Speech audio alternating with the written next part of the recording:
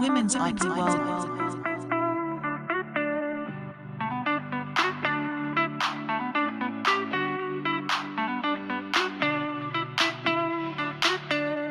Women's IP World.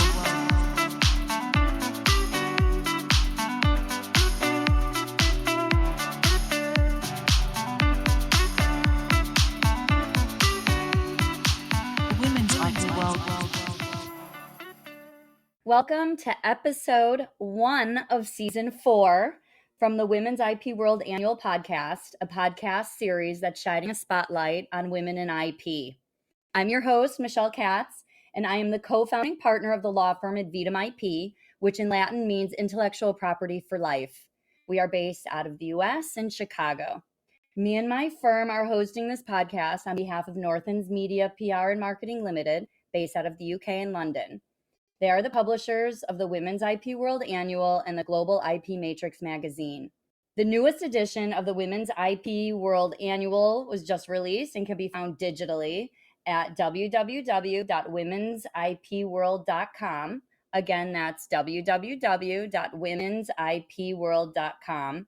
And you can listen to the annual as well on your favorite podcast app. Keep an eye out at IP conferences to pick up a hard copy.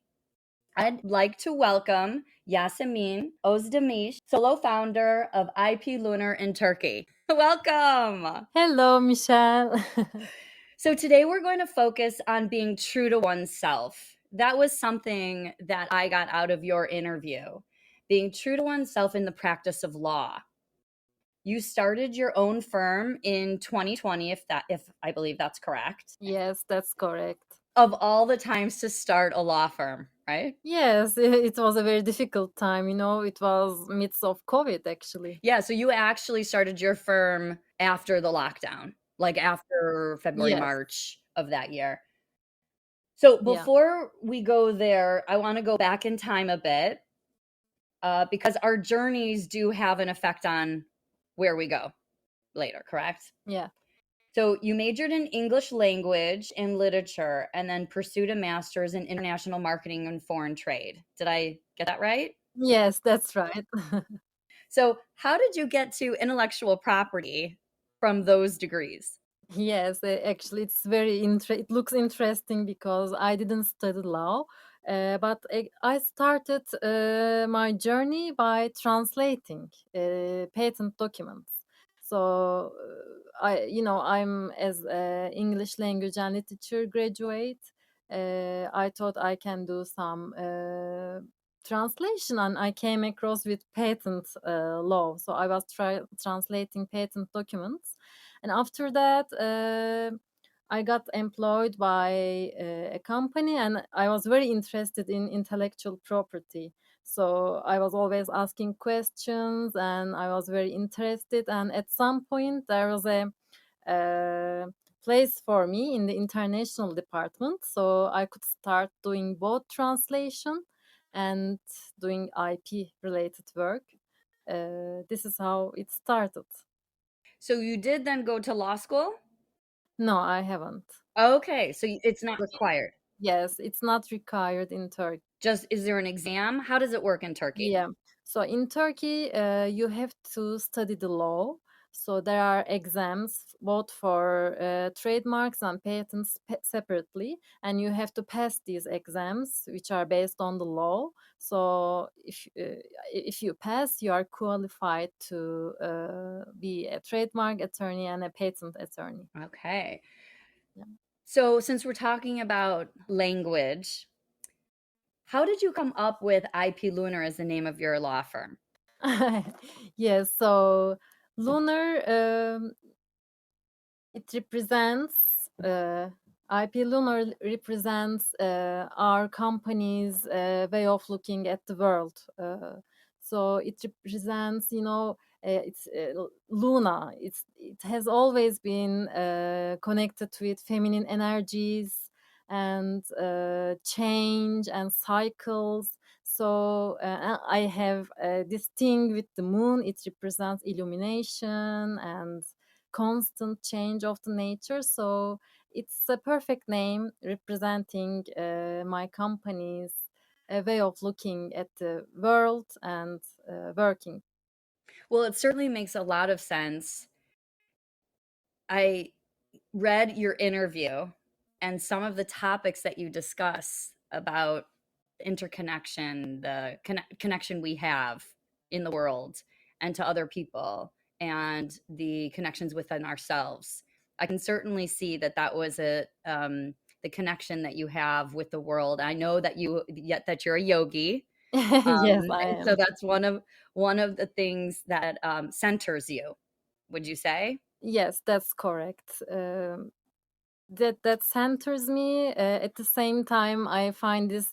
Also talk about a lot about life and work balance in my article. So this is what keeps me balanced and grounded, I can say. So I remember that it's okay, failure is okay as much as success. So there's a balance. We are human beings. We don't have to be, we don't have to look powerful or very good all the time. We have our time cycles, so we should respect that. And I see that, a man oriented working world, most of the time they don't respect that. They think that people should work same with same energy every day, but it's not realistic, I believe. Right, so we put on kind of like a mask, right, when we go to Yeah. work, whatever wherever we may be around the world, it seems to be somewhat universal that there actually are differences between how men may work and how women may work. Would you agree with that statement? Yes, I can agree with that. And people think that, women should work equally as men, but I think they expect women to work like men. For example, we have our cycles, we have menstruation every month, and we get pregnant. We have maternity leave, and we have to take care of the children because of our bodies. I mean, it's our bodies change, our emotional mode change, our energy change, but in the workplaces they expect the same energy, same performance from you every day, and I don't think this is realistic, even for men actually. But this is how business world is shaped right now. So yes, women put some mask, like they have to look good, they have to they don't like their cycles, for example. They find this every month, they hate it, what they experience. Is this normal? I don't think so. This is not our nature.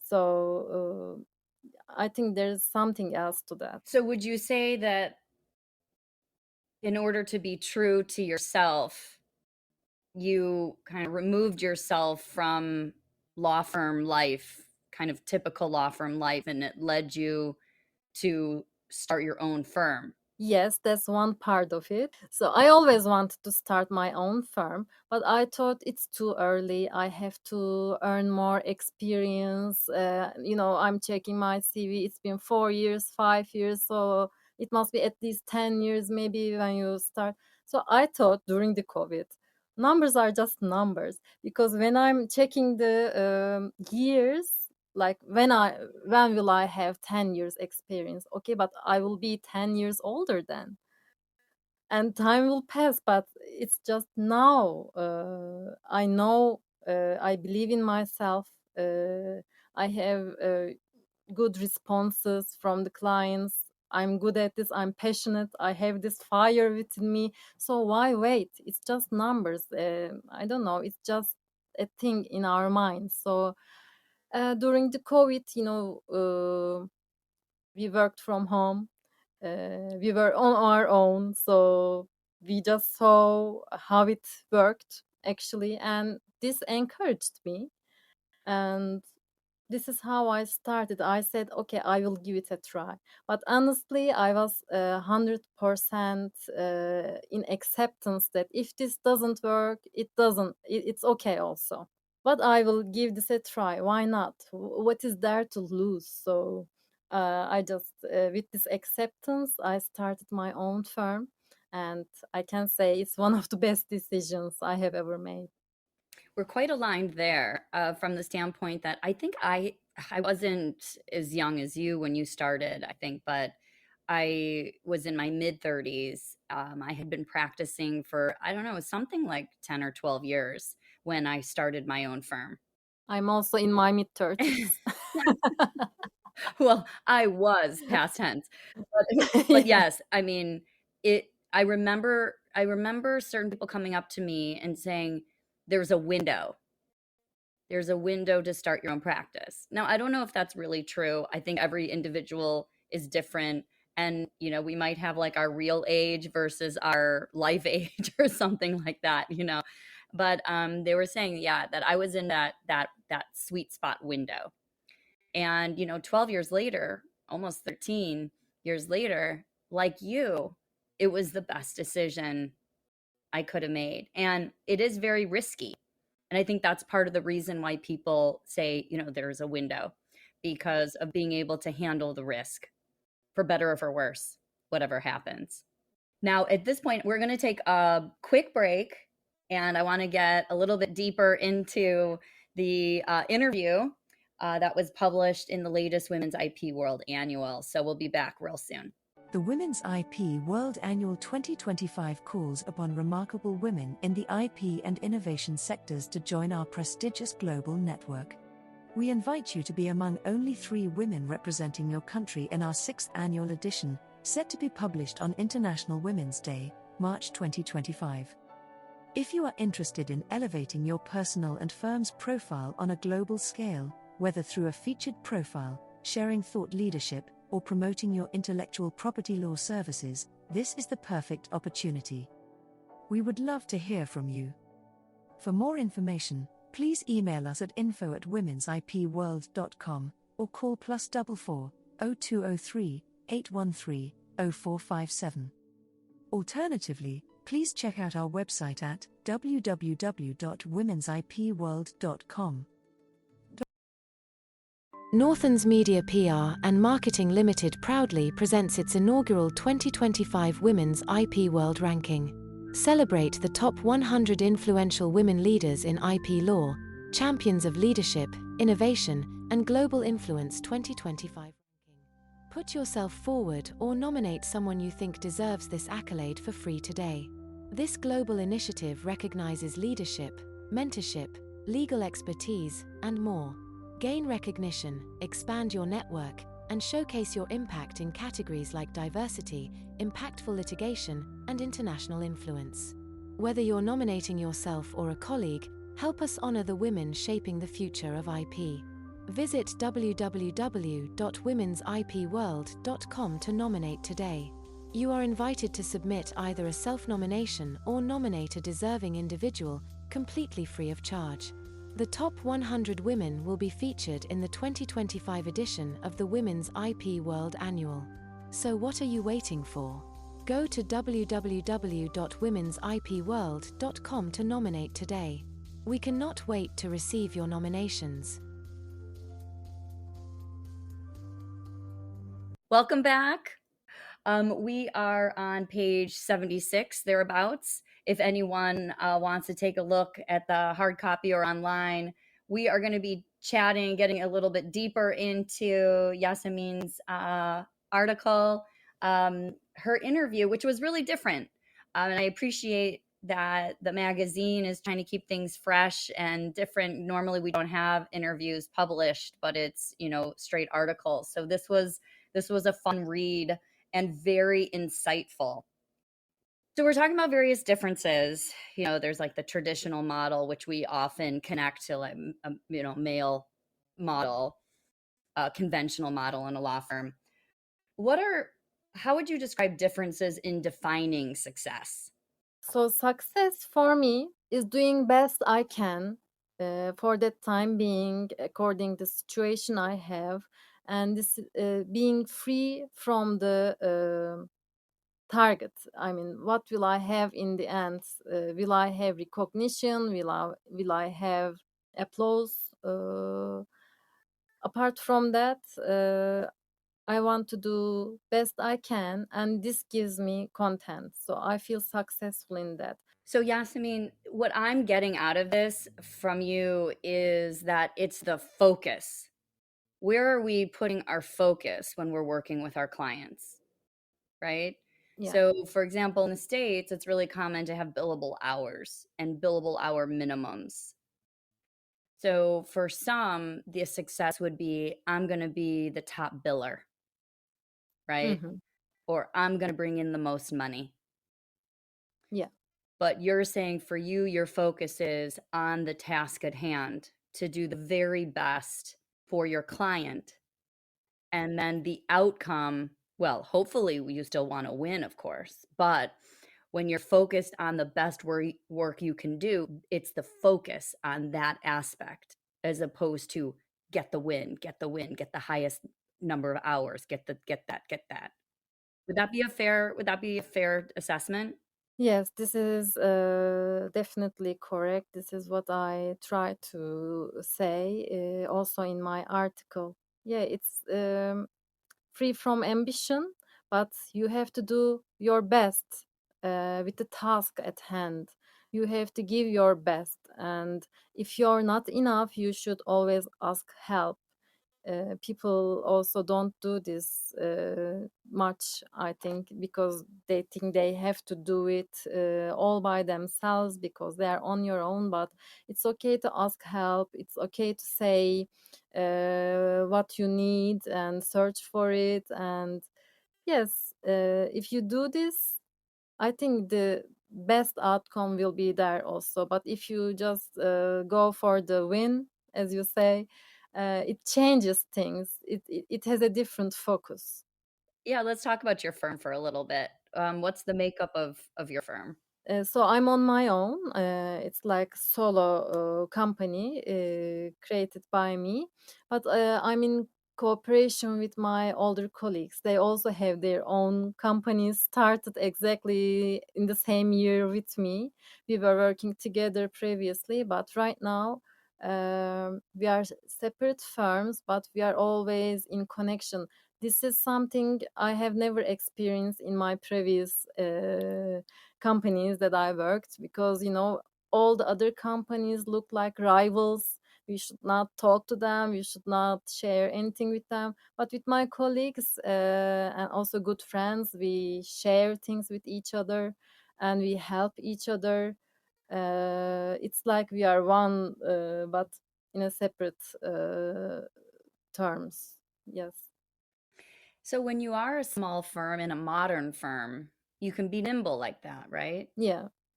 Also, that's also a different way of thinking about how to practice law.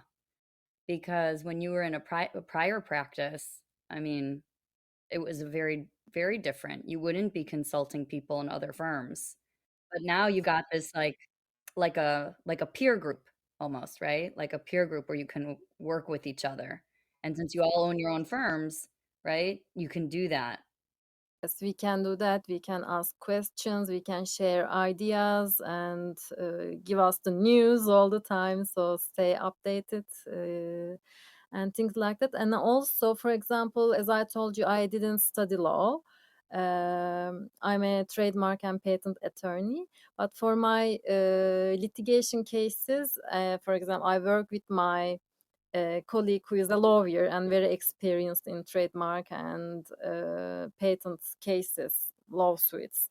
So, and for patents, they come to me. They ask questions, they ask help, and this is how we help each other.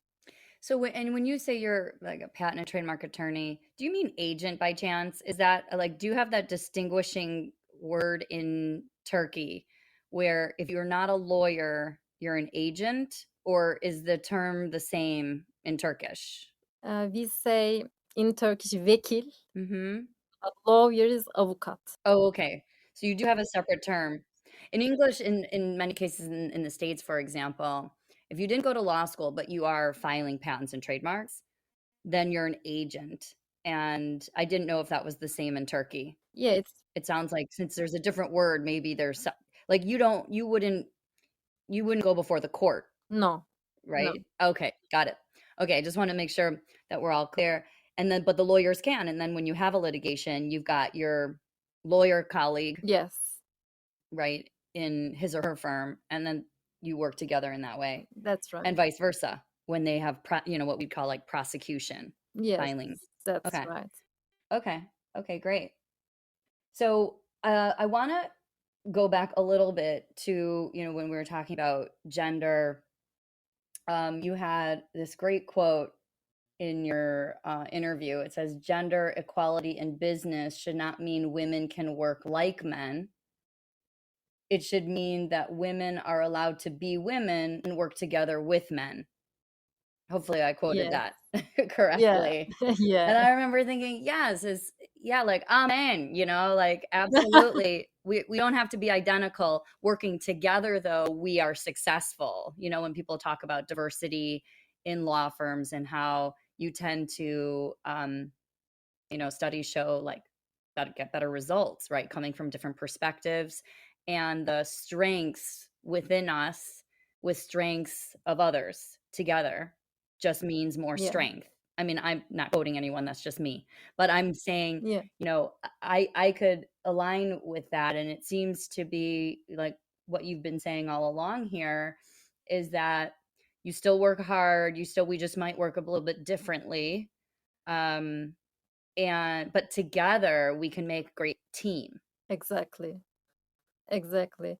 With respecting these cycles and changes, let's say, and we become more open, and we become more available for work, and like nourished from this cycle. Actually, it's not something that keeps us down, it's something that nourishes us. So with the other part, we can be more fruitful, more outward, but we should respect the time inward also. This is what not we are doing right now. So a lot of that, so I feel like when I'm hearing you talk in that manner, it has that yogi, that persona that it's not separate from you. It's a part from you. It's probably a part of all of us, but we don't always tap into it. We don't always recognize it. So what would you recommend for someone like me who's been in more of a conventional, traditional upbringing in my law career? We're like decades in. Is it too late for us? No, it's never late. Never Yeah. early, never late. Yeah, I like that. Never early, never late. Yeah, so yeah, sometimes we feel this competition within us. We have to do this, we have to do that. If anyone finds themselves feeling this way, just remember, just focus on yourself right now. What do you need right now? Uh, and give this to yourself. And don't forget, when you nourish yourself and when you just stay calm and turn inwards sometimes, it will give you more energy to do the task at hand.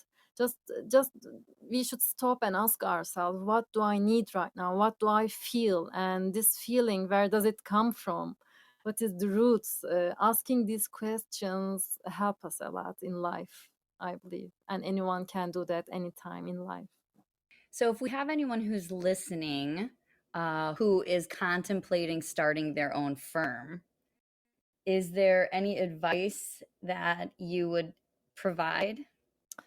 Again, I will say life and work balance.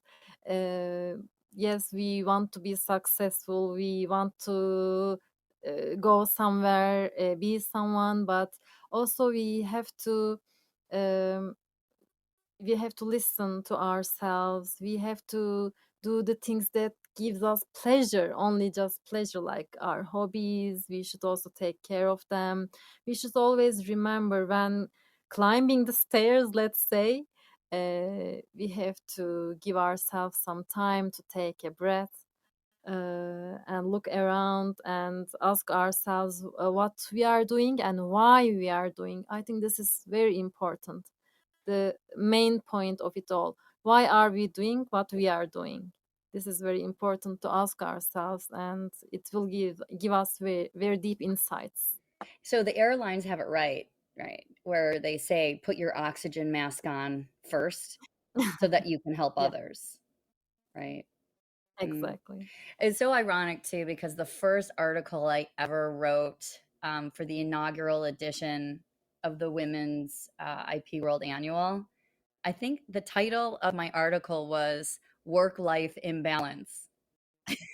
Oh, wow. I'll have to send it to you to get all, find it in the archive, Yeah. right?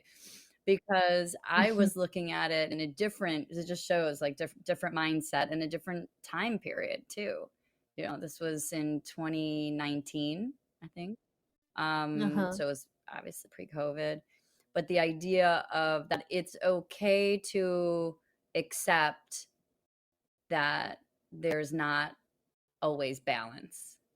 It was I guess just a different way of looking at it, not necessarily finding balance, but accepting that balance is rare. Okay, yes. So it's different, Yeah, different. But I was in the midst of um, 4 children yeah. raising. So Wow. that lifestyle is, I don't want to say uncommon, because there's a lot of mothers right out there that are lawyers and doing both, you know, lawyer life and family life, raising children, or, maybe you're taking, you're caretaking relatives, parents or Yeah. whatnot.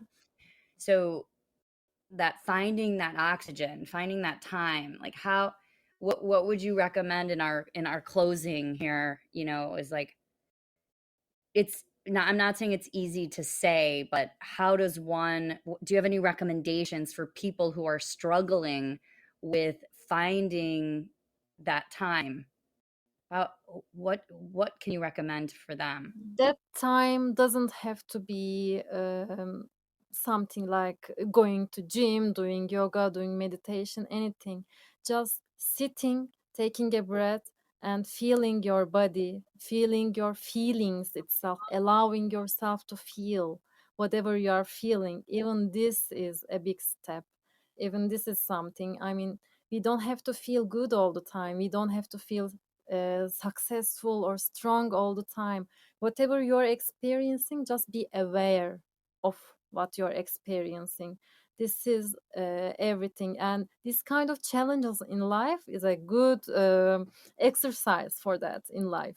When we are feeling good and everything is okay, it's very easy to say this, talk about balance, talk about hobbies and everything. But when you are really struggling with life, then especially then, this is how we let's say master in life, because you just look at yourself, see where you are, know where you are, and be aware of it, even the pain, be aware of the pain, and know that this shall go, this shall also pass. Yes, this too shall pass. That quote, this too shall pass. Oh, thank you, Yasmin. I think those are some words to live by for all of us. And I really appreciate you coming on today and talking with us. To our listeners, please like, follow, share with your friends and colleagues, but also feel free to send comments and questions. We are here. Yasemin, thank you so much for joining me today. Thank you also, Michelle. It was very fun. Thank you so much. Indeed, I agree. Take care. Bye-bye. Bye. The Women's IP World.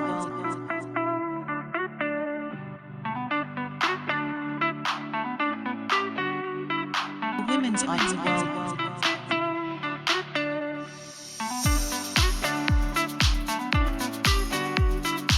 You have been listening to the Women's IP World Annual Podcast, hosted by Michele Katz from Advitam IP in Chicago, on behalf of Northlands Media PR and Marketing Limited.